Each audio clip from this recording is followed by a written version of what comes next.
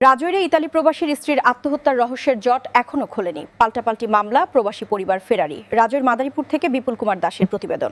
মাদারীপুরে শ্বশুরবাড়ির লোকজনের মানসিক নির্যাতন সহ্য করতে না পেরে সুমাইয়া আক্তার নামে এক ইটালি প্রবাসীর স্ত্রী আত্মহত্যা ঘটনার রহস্যের জট ৫ দিনও খোলেনি। এই ঘটনার পরপরই অভিযুক্তরা গা ঢাকা দিয়েছে, যদিও দুই পক্ষই পাল্টাপাল্টি মামলা দায়ের করেছে।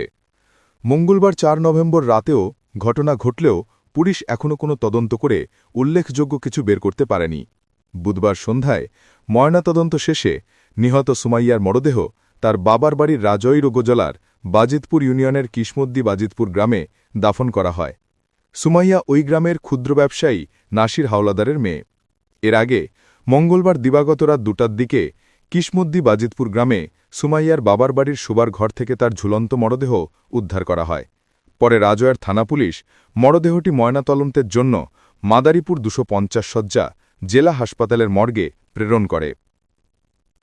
পারিবারিক কলহ ও নির্যাতনের অভিযোগ। পরিবার ও স্থানীয় সূত্র জানায়, মাত্র ১৬ মাস আগে মাদারীপুর সদর উপজেলার কুনিয়া ইউনিয়নের ভরিয়াপাড়ার গ্রামের সরোয়ার হাওলাদারের ছেলে ইতালি প্রবাসী জহিরুল হাওলাদারের সাথে রাজৈর উপজেলার কিসমদ্দি বাজিতপুর গ্রামের নাসির হাওলাদারের মেয়ে সুমাইয়া আক্তারের বিয়ে হয়। বিয়ের সময় জহিরুল স্ত্রীকে ইতালি নিয়ে যাবার কথা দিয়েছিলেন, কিন্তু পরে জহিরুলের পরিবার সুমাইয়াকে ইতালি নিয়ে যেতে বাধা দেয় বলে অভিযোগ উঠেছে, যা নিয়ে পারিবারিক কলহের সৃষ্টি হয়। ভুক্তভোগী পরিবারের অভিযোগ, এক পর্যায়ে সুমাইয়ার বিয়ের সময় দেওয়া ১০ ভরি স্বর্ণালঙ্কার আত্মসাৎ করা হয় এবং শ্বশুর শাশুড়ি ও ননদ মিলে তার ওপর মানসিক নির্যাতন শুরু করে। যদিও এই অভিযোগ অস্বীকার করেন জহিরুলের পরিবার। এই কারণে সুমাইয়া বেশ কিছুদিন ধরে বাবার বাড়িতে বসবাস করছিলেন। মঙ্গলবার রাত ১:৩০টার দিকে স্বামীর সঙ্গে মোবাইল ফোনে তার ঝগড়া হয়। অভিযোগ, নিয়মিত মানসিক নির্যাতন সহ্য করতে না পেরেই আরার সঙ্গে ওড়না পেঁচিয়ে গলায় ফাঁস দিয়ে সুমাইয়া আত্মহত্যা করেন। সুমাইয়ার স্বজনদের বক্তব্য, ওরা আমার মেয়েকে হত্যা করেছে।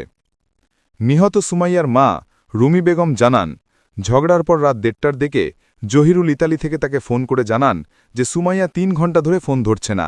এ কথা শুনে সুমাইয়ার ঘরে গিয়ে তিনি তার মেয়ের ঝুলন্ত মরদেহ দেখতে পান।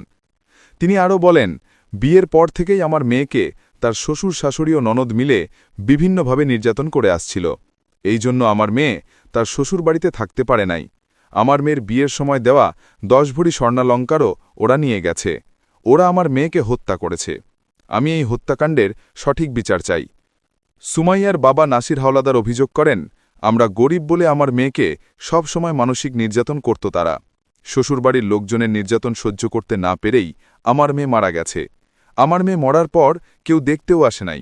আমি সরকার ও প্রশাসনের কাছে সঠিক বিচার দাবি করছি।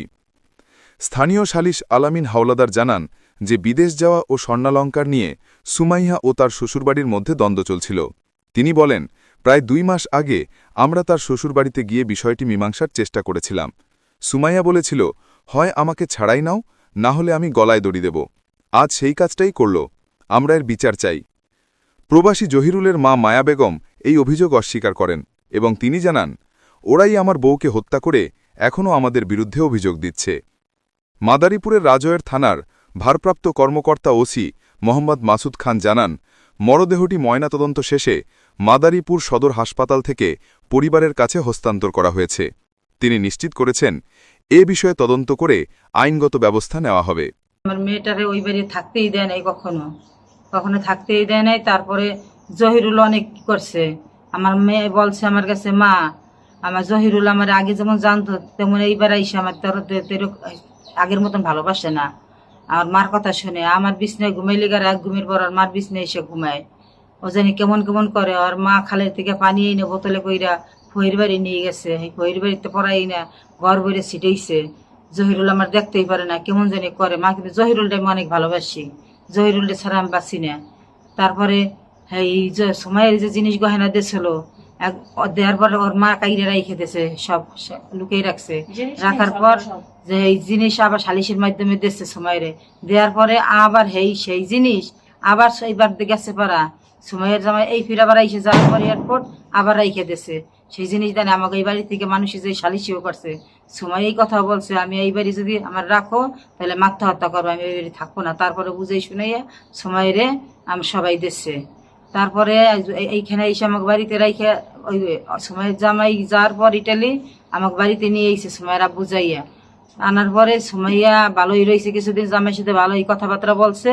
তারপরে ওর সাথে কি দ্বন্দ্ব হয়েছে জানি না, সুমাইয়ার নিয়ে গেছে, সুমাইয়ের জহিরুলের কাছে বইলেই সুমাইয়ারে নিয়ে গেছে আমার বড় মেয়ে নিয়ে গেছে বেড়াইতে, যে আমার বাড়ি একটু যাক আমার সাথে, আমার 2টা ছেলে নিয়ে পারি না, আমি দোতলায় উঠবো, আমার ডাক গিয়ে দিয়ে এসো।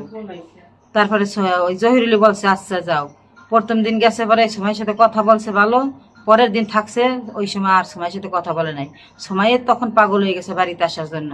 সময়ের তারপর দিনকে চলে গেছে সময়ের আব্বুর সাথে, বিকেলে আসার পর জহিরুল রে মেসেজ দিছে সেই যে আমি বাড়িতে আসছি, কিন্তু জহিরুল আর মেসেজের উত্তর দেয় নাই, আর সাথে কথা বলে নাই।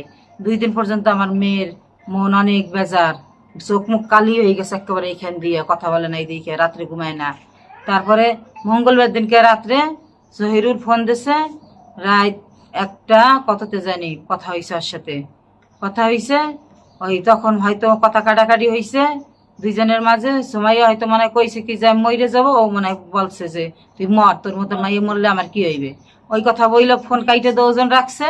সুমাইয়া মনে হয় গলায় রশি নেছে ওড়না দিয়ে ফাঁসাইয়ে, আর জহিরুল ফোন কাইটে দিয়ে বন্ধ করে রাখছে। জহিরুল আমার তখন যদি ফোন দিত, জাম্মা দেখেন যে সুমাই তো এই কথা বলছে আমারে, তাই সুমাইয়া কি অবস্থা আছে, কেমন আছে, কি করবা নাকছে, তখন আমার মেয়েটার জীবতে আমি পাইতাম। ও আমার ফোন দিছে 1 ঘন্টা পর, 1 ঘন্টা ফোন দিয়ে কাম্মা সুমাইয়া দেখেন দি কথা বলে নাকি, ফোন দিই ধরে নাকি, ফোন বন্ধ কে, দেখেন দি আপনি টই করে যাই দেখেন দি। তারপরে যাইয়া আমি দরজা ধাক্কাইছি, দেখি কি ভিতরে বাতি জ্বলে। তখন আমার মনে সন্দেহ হয়েছে কি হলো, দরজা লাইট খাই আমি, আমার লাঠি ছুটার আব্বা উঠে গেছে, আর আব্বা লাইট খাই ছুটাইতে পারি না। তারপরে 2জনে একসাথে লাঠি দিছে, ছুটছে, ছুটে দেখি আমার মেয়ে নাই, আমার মেয়ে জুইলা রয়েছে উন্নাতে গলায় রশিদ পারি দিয়ে বাইন্দা উন্না দিয়ে আমার মেয়েরা তাড়াতাড়ি নামাইছে বড়িতে কাইটা। আমার মেয়ে আর নাই, আমার মেয়ে শেষ হয়ে গেছে জহিরুলির জ্বালায়। জহিরুল অনেক ভালোবাসতো আমার মেয়ে, 3 বছর আমার মেয়েরে কোনো জায়গায় দাঁড়াইতে দেবে না, খাড়াইতে দেবে না, বসতে দেবে না, কোনো জায়গায় যাইতে দেবে না, কেয়ার কোনায় যাইতে দেবে না। এই ঘরের ভিতরে সারাদিন ঘরের ভিতরে রাখছে, আমার মেয়েরে কোথাও যাইতে দেবে না, বাইরেতে দেবে না। আমি এই সুস্থ বিচার চাই, আমার মেয়ে মারা গেছে, আর কারো মার বুক যেন খালি না হয়, আমি এই চাই, আমি সুস্থ বিচার চাই।